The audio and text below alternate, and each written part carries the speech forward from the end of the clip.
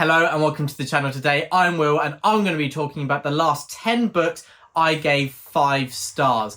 And so of course even the term 5 stars is subjective. Some of these books I gave 5 stars because I was enthralled, some because they really made me think, some because of how standout and unique they are, and some because of all of those and a whole host of other reasons as well.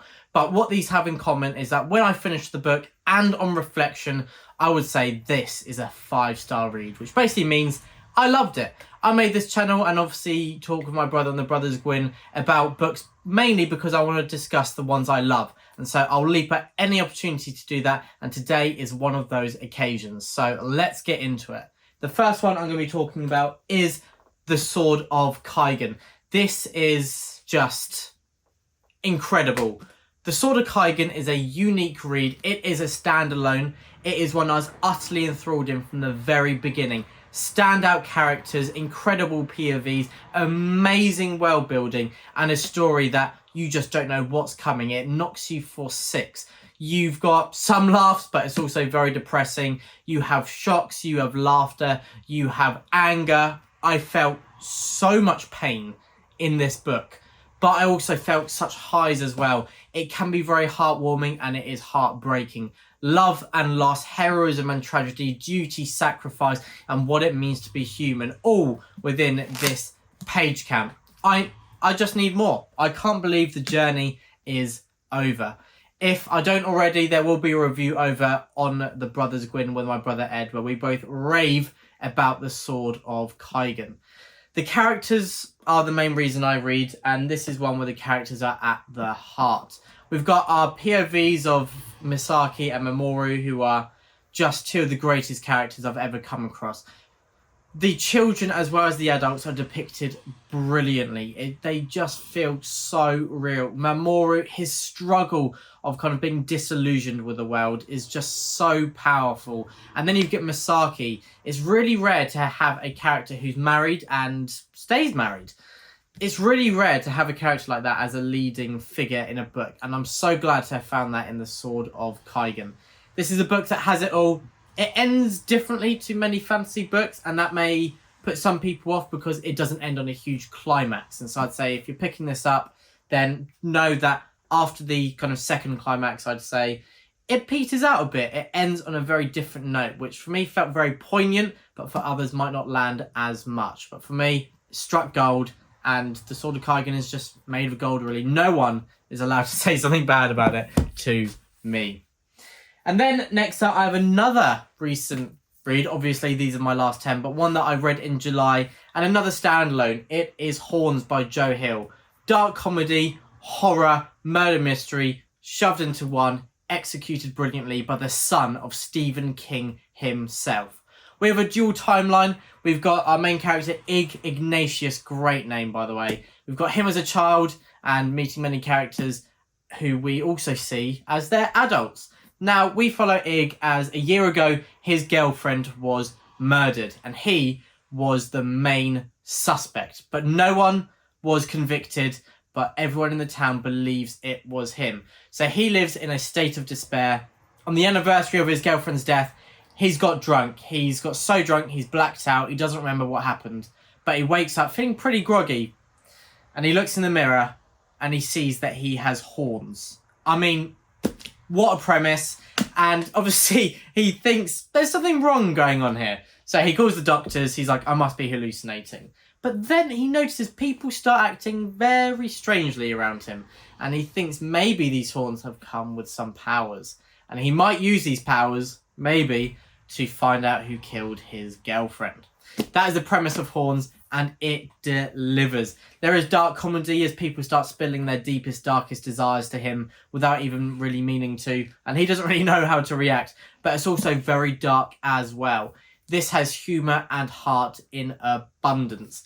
Joe Hill just shows he's a great author. This is the first work of his I've picked up, and I will certainly be picking up more.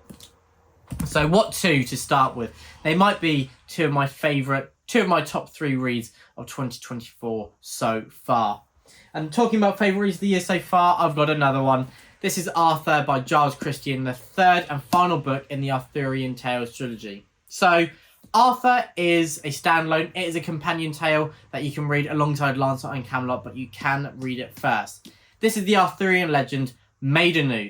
It is after the Battle of the Camelot Plains, and what happens after that? We're not sure. We've got two POVs. Beren, an old man, a mercenary, and he's kind of given up on life. There's no glory. He's accepted it. He's just trying to survive. He stumbles across a boy and he saves him. But this creates a lot of enemies. But he endeavours to keep this boy alive, because this is not just any ordinary boy. This is a boy who, if he survives, can change the shape of Britain. Arthur is a book that takes away all the glory of warfare, but it has moments of such heart, and it has heroism as well. It is heroism on a very deep level. It really examines the human condition. This again is a book about the characters. It is enthralling. Giles Christian has lyrical prose, he has excellent characters, a brilliant plot, and he also has a dual timeline, as our other POV is Arthur as a young boy, and we see him shaped into the man of myth and legend. And so that's Arthur. And actually the last two books I've talked about, Horns and Arthur, I will be reviewing on the channel at some point. They may already be out. I've actually recorded them, but it depends when it fits into the schedule. And then next up, I have In Cold Blood by Truman Capote. This is a non-fiction novel. Truman Capote claimed to have written the first non-fiction novel in this. Whether it was or not, I'm not sure. I've not looked into the background, but anyway, it's very widely known, widely regarded, and was one of the most successful novels of the 20th century. As I said, this is non-fiction. It is about the awful murder of a family in Kansas in the 1950s.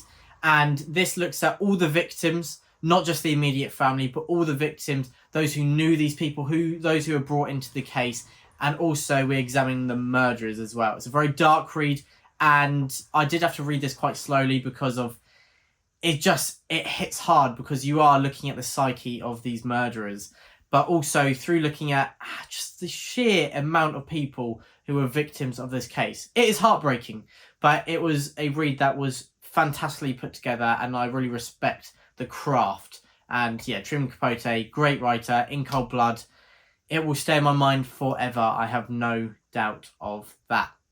And then I have a short story collection, quite a wide variety of works mentioned here.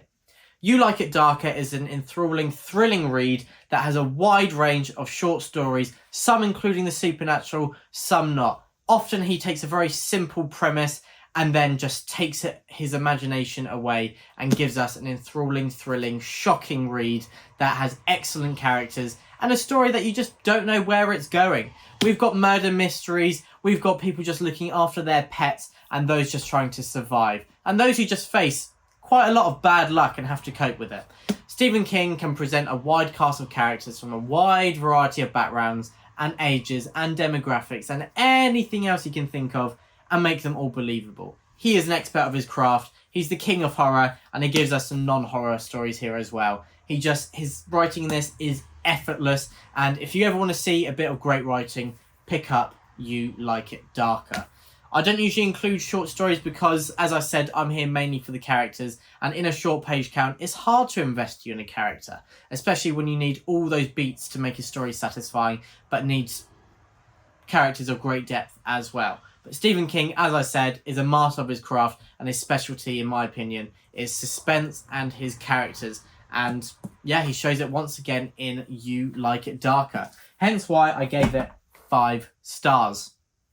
And then I'm going to talk about 2 together because they're 2 sagas. I've got Gisli Sursson Saga and Egil Saga. Both included in this list. I picked them up because they are my uni reading list. And so sagas, I don't know why, the sagas and the Anglo-Saxon works of kind of poetry and also epic poems like Beowulf, they've all got a name for being really hard to read, and you shouldn't dive into them unless you're studying or kind of you've got a greater grasp on literature. A lot of that is, in my opinion, a myth, because the sagas are so easy to read, they are so accessible, and they're so engaging as well. I just don't know why more people don't pick them up.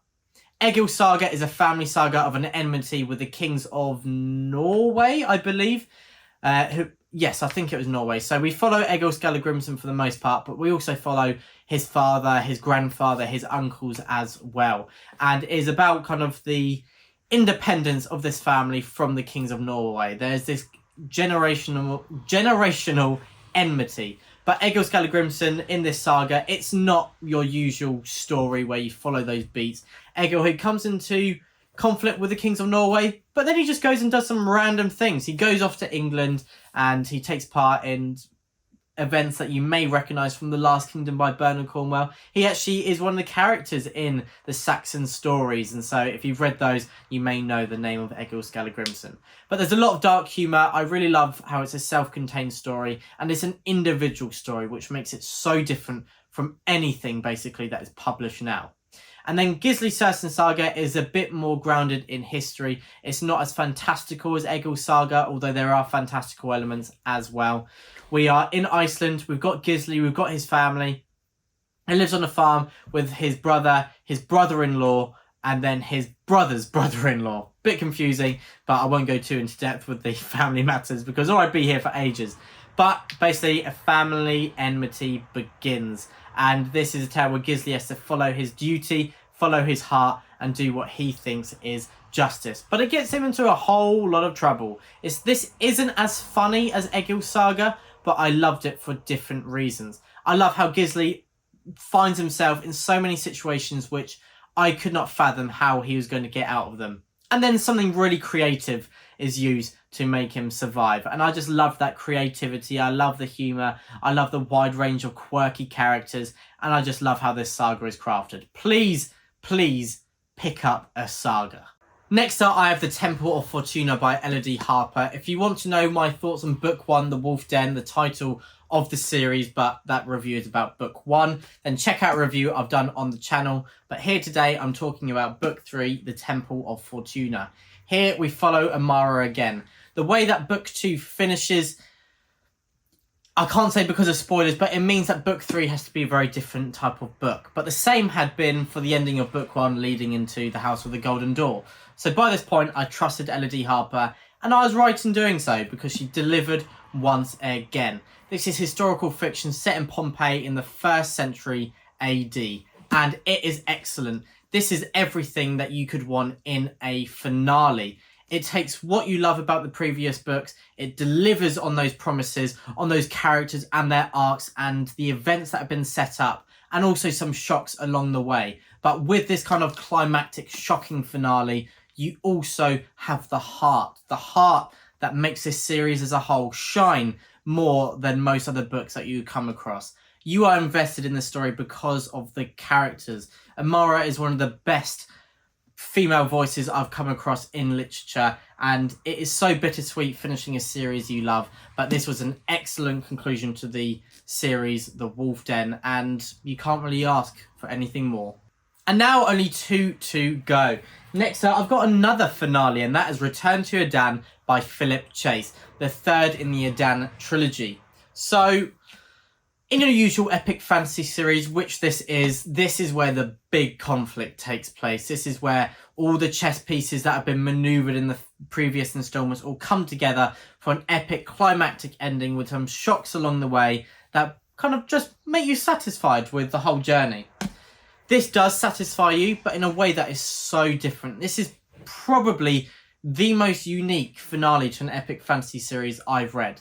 This series as a whole is a mixture of kind of classic and modern fantasy in one, and I love how you can really see how Philip Chase's inspirations have permeated into his writing. But he does something completely unique with Return to Adan. The way that Book 2 leaves off means that I knew this was going to be quite a different book. It starts a bit slower, it takes a little bit to build, but the tension is there right from the start. And that means that even though it is a bit slower than Book 2 was, it doesn't matter because I felt this weight in my gut, and there was events that any moment it could just explode, and I had no idea where this was going to go. This series, as I talked about with The Temple of Fortuna and many of the books on this list, they're on the list because they've got heart, and that is here as well. Return to Adan has plenty of heart, and is quite philosophical as well. Not in a way that's kind of forcing ideas on you, not in ways that seem pretentious. in ways that are natural and organic. And it means that I took this bit by bit. I didn't binge it as I was kind of chewing over what was happening. It made me think, and it doesn't surprise me that a man like Philip Chase has written works that make me think. He is Dr. Fantasy, and he's delivered with Return to Adan. A very different kind of ending, but one that definitely does give us epic, but it gives us thoughtful as well. And I'm going to miss these characters. I'm looking forward to seeing what Philip Chase writes next, and I think we may see some of these characters crop up again. But Philip Chase, he's not afraid to strike some off of the list, and he does so here. He tugs at the heartstrings, and yeah, I will remember Return to Adan for a long time to come. And I really hope that you pick up that series. It's just another example of how incredible self-published fiction can be. And then last up, I have Play of Shadows by Sebastien de Castell. The main character is called Damalas Shadowmantane. I mean, straight away, is that probably the best name in fantasy? Damalas Shadowmantane. It is just awesome. And I don't know how, but Sebastien de Castell has kind of captured his kind of entertaining, swashbuckling nature of his writing in a name. Play of Shadows is the first book of a new series, and we follow Damalas Shadowmantane as he is running through the streets as people call him Rabbit and are trying to kill him. To escape them, he escapes into a theatre group, and he thinks that here he will kind of fade into the background and people will forget about him. Little does he know that joining this theatre group will thrust him into the centre of attention for the entire city. Play of Shadows is a book that has humour in abundance because, of course, it's written by the witty Sebastien de Castell, but it also has heart. I love how this story evolves. I love the swashbuckling nature. We've got wit, such sharp dialogue, standout characters, and I love how Sebastien kind of mocks those around him, but he has the heart to love these characters as well. He somehow manages to have both. He's got the tension and suspense that the humour doesn't detract from. He uses them to add to the other and to make this feel like a riveting read from beginning to end. And that is my last 10 5-star reads. And so all of these, of course, I'll be recommending widely. With all books, they're subjective. You're not going to love them all. It's the subjectivity that is one of the main attracting features about books, because we would just give a list of a few hundred books that everyone should read, and that would be that. But these are the 10 that I have been talking about a lot over the last few months, and I will be discussing a lot more in the future as well. Please let me know if you've read any of these. I'd love to discuss them with you. Let me know any that you think are similar that I might enjoy after you've heard me talk about these. And please do join the Brothers Gwyn Discord as well, because that is where I kind of get in a lot of discourse about my recent reads. Everyone, thank you so much for watching as always and giving the time to watch this channel, and happy reading.